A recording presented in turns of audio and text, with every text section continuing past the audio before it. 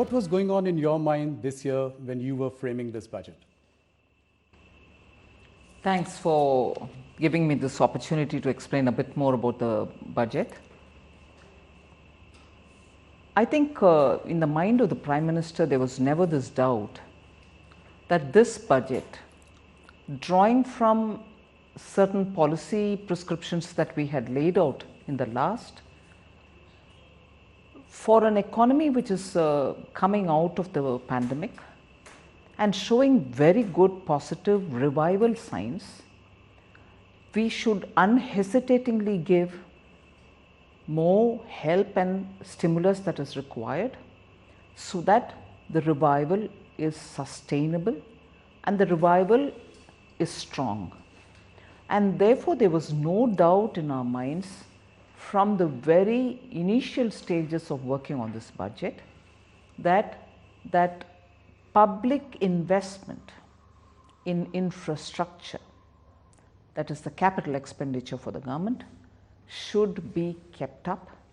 Even last year, we had given a good solid increase in the capital expenditure of the government between 2021 and 21-22. Now this year, therefore, we wanted to continue that momentum and also take as much as it is required to help the states to also move forward with their infrastructure spending. So from the beginning, I think the clarity in the mind of the Prime Minister was growth. Growth has to be ensured, growth has to be sustained, and we have to lead it, because only by public expenditure on infrastructure building, we believe that the virtuous cycle will happen, and also there will be a crowding in effect for the private investments to come in. So there was never a doubt other than this. It is possible to provide stability in tax regime, predictability in tax regime, and that I would think is a very important factor at a time like this. You don't want to bring in elements of uncertainty, and as a result of which some sections feeling, oh, all right, I've got some relief, but some other sections feeling that hadn't come to us. And probably this would have a bearing on many others. Any exemption given is also just not for those who desperately need it, but by law would be applicable for others who probably don't need it so much, but because the system and the framing is such that it will benefit everybody. Yes. So that is one point.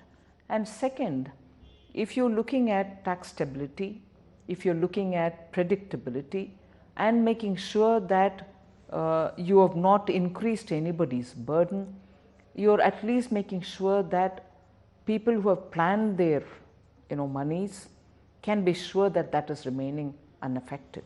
Right. So we in this budget placed a lot of emphasis on stability and predictability.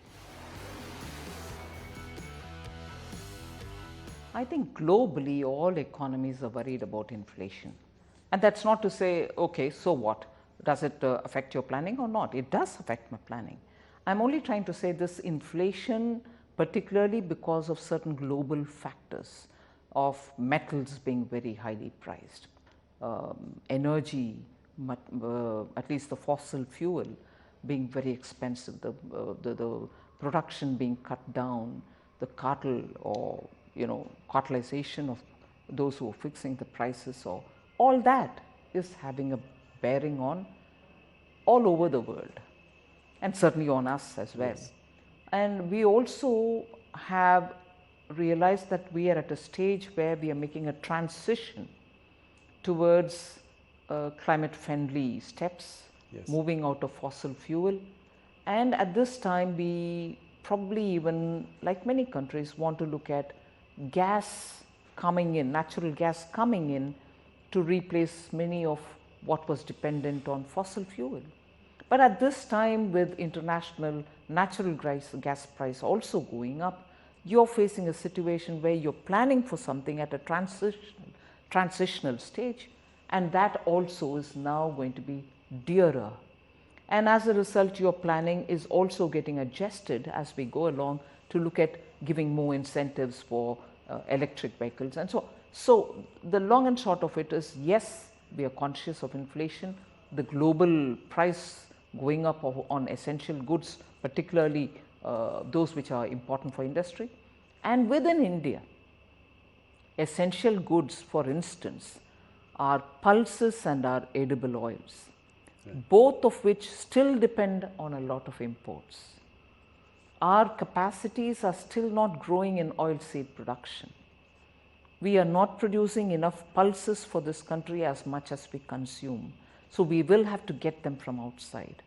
And therefore, simultaneously increasing, we have given some incentives for, or we have a scheme through which oilseed production will be encouraged, but still even then we have to keep importing oil, Yes. crude edible oil or refined edible oil. And the countries which do export this do understand that India is a very big consumer. Since last 6 months, the Reserve Bank has been very keenly watching, and also the fora, the international fora in which both the Reserve Bank and Ministry of Finance meet with the international leaders, whether it is the G20, whether it is the World Bank, IMF meet. We've all been closely in discussion with countries to understand how this is going to play out.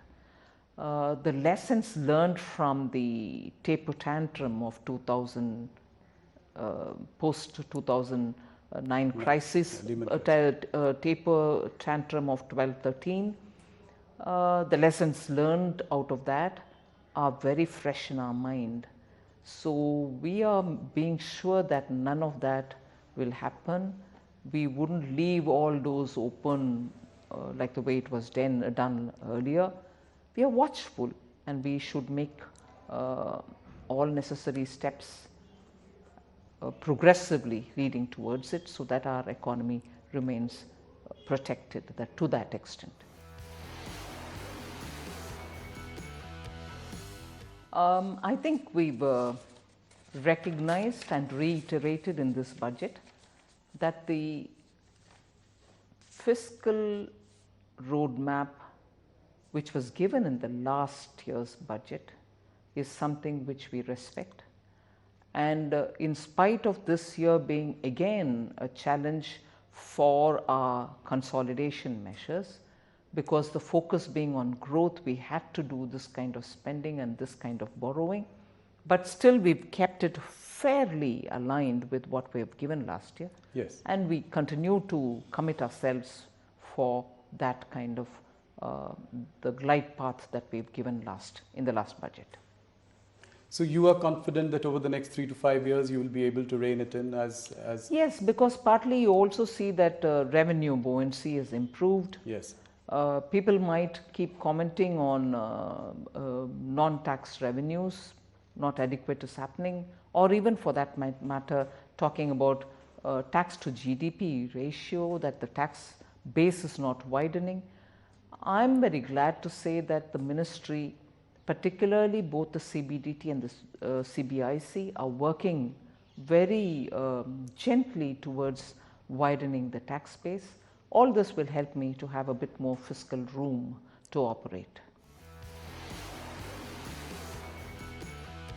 About the LIC IPO, what exactly is the status of that?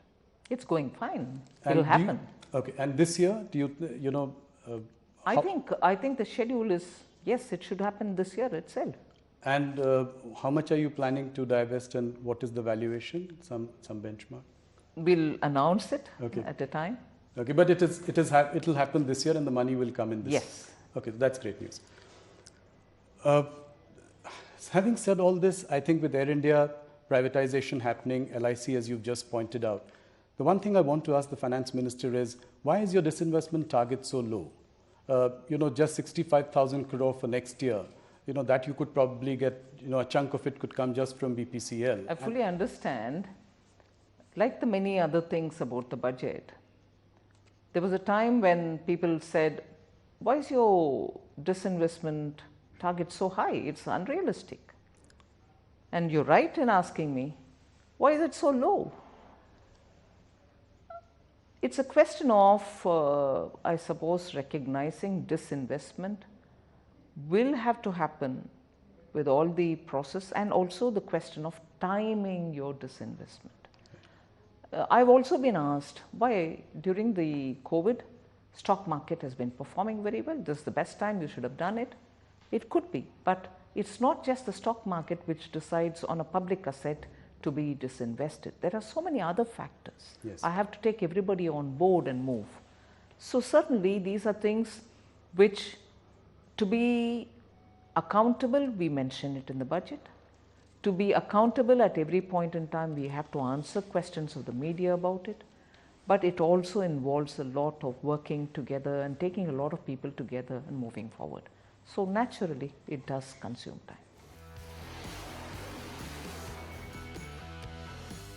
When is it likely to happen is something which I can only answer by saying one word: sooner rather than later. Because once it goes through the parliament, I've just placed it there, it has to get cleared, and post that the RBI will move forward to take the cabinet approval and then go ahead with issuing the digital rupee, I suppose. So it should happen sooner. And it will have a new name, different name? Well, we don't know yet. That's some call which subsequently the cabinet has to take up. Okay.